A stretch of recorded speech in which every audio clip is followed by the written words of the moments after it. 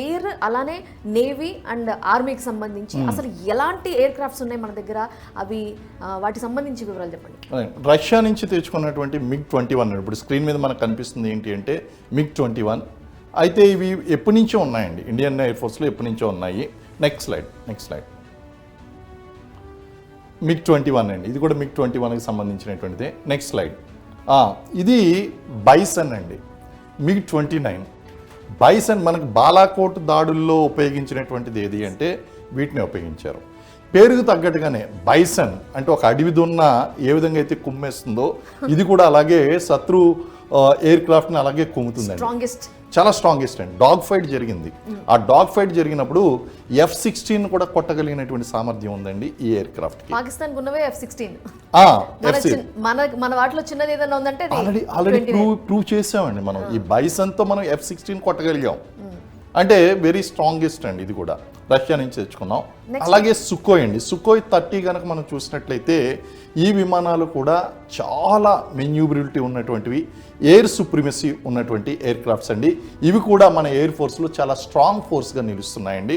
పాకిస్తాన్కి గట్టి సమాధానం చెప్పేటువంటి సుఖోయ్ విమానాలు ఇవి కూడా ఉన్నాయి. ఈరోజు పాకిస్తాన్ మా దగ్గర F-16 ఉన్నది అంటే మనం ఈరోజు ధైర్యంగా మనం చెప్పగలుగుతున్నాం మా దగ్గర రాఫెల్ ఉన్నది అని. అంటే మీకు జస్ట్ చిన్న ఎగ్జాంపుల్ ఇస్తానండి. దీని యొక్క ఎయిర్ సుప్రిమసీ అనేటువంటిది ల్యాండ్ స్ట్రైక్స్ చేస్తుంది, ఎయిర్ స్ట్రైక్స్ చేస్తుంది, డాగ్ ఫైట్లో పాల్గొంటుంది, మెన్యూరబిలిటీ చాలా బాగుంటుంది, ఎయిర్ సుప్రిమసీ చాలా ఉంది. మనకి సామాన్య ప్రజలకు అర్థమయ్యే లాంగ్వేజ్లో ఒకసారి చెప్పాలి అంటే ఇది వెళ్తే అసలు కంటికి కనిపించదండి. అంటే గంటకి 2222 కిలోమీటర్ల స్పీడ్తో ఇది ప్రయాణిస్తాయండి. అంటే సూపర్ ఫాస్ట్ అండి. అంటే ఒక గంటన్నరలో జమ్మూ కాశ్మీర్, కన్యాకుమారి నుంచి కాశ్మీర్ దాకా వెళ్ళిపోతాయండి. జస్ట్ ఒక గంటలో 2222 కిలోమీటర్లు అంటే 1.8 మ్యాక్స్ స్పీడ్తో ప్రయాణించేటువంటి ఎయిర్ క్రాఫ్ట్ అండి. ఇది అసలు శత్రు దేశాల యొక్క రాడార్లకు దొరకదు. రెండోది దీని యొక్క బిల్ట్ చూశారు కదా, ఈ బిల్ట్ సాధారణంగా ఎయిర్ క్రాఫ్ట్ వస్తుంది అంటే వాళ్ళు రాడార్లు పట్టుకుంటాయి. ఆ రాడార్లు కూడా పట్టుకునే దానికి కూడా దొరకకుండా ఉండేటువంటి లేటెస్ట్ టెక్నాలజీ ఏంటి అంటే ఈ రఫేల్ యుద్ధ విమానాలండి. ఒక రకంగా చెప్పాలంటే రఫేల్తో పాకిస్తాన్ ఆర్మీని, పాకిస్తాన్ ఎయిర్ ఫోర్స్ని రఫ్ ఆడించవచ్చండి ఒక రకంగా చెప్పాలంటే రఫేల్తో. నెక్స్ట్ అండి మనకి లాజిస్టిక్ ఎయిర్ క్రాఫ్ట్ కూడా ఉంటాయండి. దీన్ని మనం ఏమంటామంటే IL-76 అంటాం. ఓ రకంగా చెప్పాలంటే మన దగ్గర ఉన్న ట్యాంకులు ఉన్నాయి చూసారు, ట్యాంకులు, పెద్ద పెద్ద గన్లు, వెహికల్స్ ఇందులోకి వెళ్ళిపోతాయండి అంతే. అంటే అంత పెద్ద ఎయిర్ క్రాఫ్ట్ అండి, చాలా హ్యూజ్ వన్ అండి. దీని పేరే గజరాజ్. దీన్ని గజరాజ్ అని పిలుస్తారు. IL-76 అనమాట అండి. అంటే మనకి ఏదన్నా సరే యుద్ధ సామాగ్రి క్యారీ చేయాలన్నా, పర్సనల్ని క్యారీ చేయాలన్నా, పెద్ద పెద్ద ట్యాంకుల్ని మార్చాలన్నా, వీటన్నిటిని లొకేషన్స్ మార్చాలన్నా వీటిలో పెట్టి పంపించేస్తారు. ఆ హెలికాప్టర్స్ కూడా ఇందులో పెట్టి ఇచ్చేయండి. అలాగా ఇది ఏంటి అంటే అది ధృవేమో మనకి ఫైటర్ హెలికాప్టర్ అండి, ఇది ఎయిర్ క్రాఫ్ట్ అండి. అంటే ఇది ట్రాన్స్పోర్ట్ ఎయిర్ క్రాఫ్ట్, మన దగ్గర ఉన్నటువంటి ట్రాన్స్పోర్ట్ ఎందుకంటే యుద్ధం చేసినప్పుడు సప్లైస్ వెళ్ళడం చాలా ఇంపార్టెంట్ అండి. ఇందులో క్యారీ చేస్తారు IL-76 అండి.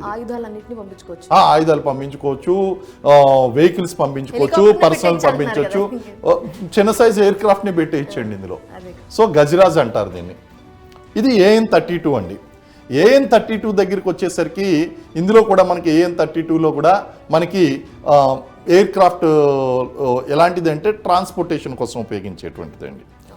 సరుకులు ఇటువంటివన్నీ కూడా తీసుకెళ్ళి ఇది కూడా బాగా పనిచేస్తుందండి. మీరు అన్నటువంటి ఎయిర్ క్రాఫ్ట్ ధ్రువ్ అండి. ధ్రువ్ అంటే ఇది జస్ట్ పర్సనల్ తీసుకువెళ్ళేది కదండి. మొత్తం చూడండి ఇక్కడ అన్నీ కూడా ఏంటంటే ఇవన్నీ కూడా ఫిట్ చేసి ఉంటాయండి. మొత్తం అన్నీ కూడా ఫిట్ చేసి ఉంటాయి, బాంబులు ఫిట్ చేసి ఉంటాయి. ఇవన్నీ కూడా అవన్నీ కూడా మీకు రివాల్వర్లో ఎలాగైతే రొటేట్ అవుతూ తిరుగుతాయి, ఒకసారి ఫైర్ చేశారంటే ఇందులో ఉన్నటువంటి బాంబ్స్ అన్ని కూడా బయటకు వస్తాయండి. ఈ హెలికాప్టర్ ఇలా వెళుతుంటే దాన్ని ఫైర్ చేసుకుంటూ వెళ్తుందండి, ఫైర్ చేసుకుంటూ వెళ్తుంది.